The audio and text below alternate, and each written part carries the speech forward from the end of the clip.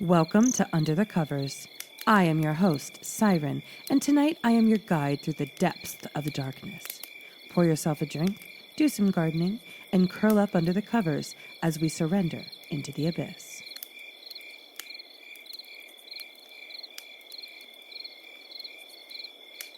My father is a park ranger. He took me with him on the night shift. I should have listened to his rules. This is how the human mind works. When you're walking through a forest, you don't think too much. You just let the silence surround you. Feel the soft breeze and the branches crack under your feet. It's in our nature to yearn for such scenery, no matter how much we thrive in busy, concrete-soaked cities. Forests are always welcoming and refreshing to us. The air is clear and crisp, and the daylight plays hide-and-seek through the tall branches. It's inspiring and beautiful. Sometimes, though, as you walk on your path, your mind begins to focus on small things. Noises, gusts of wind, shadows in the trees. Such silence can be both welcomed and unsettling. Depends on how you view it. Forests are double-sided coins. They hide you away from the tiring city landscape, but expose you to another environment. You're not in control anymore, because this is not your home. You can lie to yourself and build a house there, but you don't belong in a forest. You are merely a visitor. That's national parks for you, an illusion of being in control. The fake freedom you feel when you walk around those marked paths and camp in a square assigned to you, when you think the silence around you is peaceful, but even the silence is an illusion. Visit a forest again. Even when it's silent, is it really? It's not. Complete, absolute silence means death. Fear it. My father taught me that. He's a park ranger, and he's been doing this job since forever.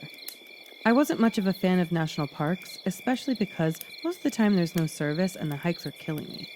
I'd rather enjoy nature by swimming in a lake or skiing. Why break your legs to end up on a high point just to see a random valley? Not to mention the animals. They were everywhere, and the insects always got on my nerves. I never understood his love for the forest. I guess that was one of the reasons why he started telling me scary stories from his night shift. Looking back, they were obviously made up, but to younger me, they seemed believable. I used to think he was so brave for working the night shift. As I got older, I got into horror, and even if I didn't believe in his forest creatures anymore, I still liked the idea of spending the night in a small cabin in the middle of nowhere, just for that dose of adrenaline. When my father said he wanted to take me with him, I accepted immediately. I knew why he offered. See, over the past years, our relationship had taken a big hit. I guess I was growing up and he didn't know how to handle that. He'd become emotionally distant and seemed to repel any of my tries to open up to him. In return, I'd become uninterested and irritable. In the words of my mother, this would have been a fun way to bond, I guess. We arrived at the park around 9 p.m. His shift started around 10 and ended at 6. His Jeep pierced through the darkness and ventured into the woods. The headlights flashed the trees, turning them white against the black sky. I'd never been on this route, but again, my visits to the park were very rare. We drove for a while. Most of the time, people underestimate the size of national parks. It took us an hour and a half to get to the cabin, which wasn't even in the heart of the forest. I saw it. One single trace of humanity in the middle of nowhere. A tiny wooden cabin with flickering light bulbs and a watchdog. Before we got out of the car, my father stopped me. Listen, there's some instructions that you need to follow here. I know it might seem unimportant, but they're crucial. Then he handed me a piece of paper, a list of handwritten rules. At first, they were ordinary. Don't go out alone in the park, don't leave food out, etc. I thought the rest of the rules had been put there just to freak me out. Dad, I'm not 12 anymore. You can't freak me out with this shit. I'm not trying to. You wanted to come here with me, so act accordingly. What even is this? If you see a man without an arm, don't help him. Yeah, well, we have all kinds of weirdos out here. And this? If the whistling is near you, it means they're far? My father smiled, but his eyes didn't. Some of these are added by superstitious fellas. It's more of a what if. It's not going to happen to you. 1. Don't go out alone in the park. Always have a working contact device. 2. Don't leave marked paths, unless instructed to, and or with proper equipment. 3. Don't leave food out and lock the trash bins. 4. Always keep on the whistle and the badge. 5. If you see a man without an arm, don't help him. 6. Your family is not here. Remember, there is no reason for you to hear their voices from outside. 7. Lock your car doors, even when you are driving. 8. Check the marks on the trees. There are only 3 types of marks, all triangles, red, yellow, and green. Other marks are not ours. Don't follow them. 9. If the whistling is near you, it means they're far. If it's far away, it means they're near. 10. Beware of dead blue. What is dead blue? I asked. My father sighed. You know when you're out in the woods and you think what you hear is silence, but you realize there's dozens of sounds around you, from birds to crickets to leaves to rustling? Yeah? Well, that's because there's no such thing as silence. Absolute silence. Never. There's always sound, movement, life. Dead blue is complete and utter silence. That's our code name for it. Death-inducing silence. Unnatural. Right, and when that happens, it won't. Okay, but if it does, he paused, staring at the steering wheel. Then his head turns to me. His eyes darted from mine to the window behind me. You leave. That being said, he got out of the car and I followed. The cabin was dusty and cramped. I couldn't understand how we could spend 8 hours in there. He had a small TV, but it wasn't working. A desk, a mini fridge. You sit out here alone? I asked. Yeah, why'd that freak you out? Well, don't you get bored? Martin's post is 10 minutes away. Sometimes I just drive over there. Nothing really happens out here anyway. My spot is pretty far from the campsites. I just have to patrol from time to time to make sure no one wanders off in the night. But that rarely happens. This is one of the wilder areas, less explored. You haven't explored it all? His eyes sparkled. Wouldn't be possible. So you don't know what's out there? That's the fun of it. You said you wanted adrenaline. There you go. I nodded. He opened the mini fridge and threw me some juice. Orange juice. I'd mentioned I liked this brand once, and he remembered. Maybe our relationship wasn't so bad. We sat next to each other in the small cabin. Dad locked it. I'm not going to lie to you. Most of the time I just sleep. Literally nothing ever happens. So you really didn't see any creatures out there? Like the ones you told me about when I was little? I jokingly asked. The only creature out there is my manager, and I'd rather face 1,000,000 cryptids than talk to him. I laughed and leaned in to look out at the windows. I can't see anything, just my reflection. Want me to dim down the light? Yeah. He did, and darkness crept inside the tiny cabin. The woods became more prominent, more vivid.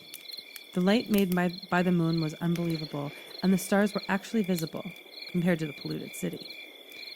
The cabin was on a hill, propped up on a tree with a trapdoor and a ladder leading to our car. We could actually see above the tree line into the valley. We spent the first hours talking. Somewhere around midnight, I began dozing off. I didn't want to, but I caved in and fell asleep, with my head on the desk. He woke me up, and I rubbed my eyes in confusion. What time is it? I got a call from Martin. Right. Who was Martin? I mumbled. The other one in the area. He says he got a call from the campsite and someone's missing. We need to go and search for him. We? As in us? Yeah, you'll stay in the back seat. I'm on the phone with Martin right now. I could hear Martin's muffled voice through the speaker. Wait, don't take the kid. Why not? He'll just stay in the car. Paul, it could be one of those nights. We won't get out of the car. You can't guarantee that. Well, I can't leave him here, alone, in the dark. A pause followed. Look, Paul, I understand you want to take your kid to work day, but I don't know about this one. It could be dangerous. We're literally just going to drive it around for a bit. It's fine. Leave him in the cabin. Dad put his hand over one of the speakers, so I didn't understand what Martin told him. His eyes kept darting to the window behind me. He sighed. Martin will come pick you up. You are staying here, locked. Turn the lights off and wait for me to return. It's going to take a minute, and you'll be safe here. What? I'm not staying here alone. What did Martin tell you to change your mind?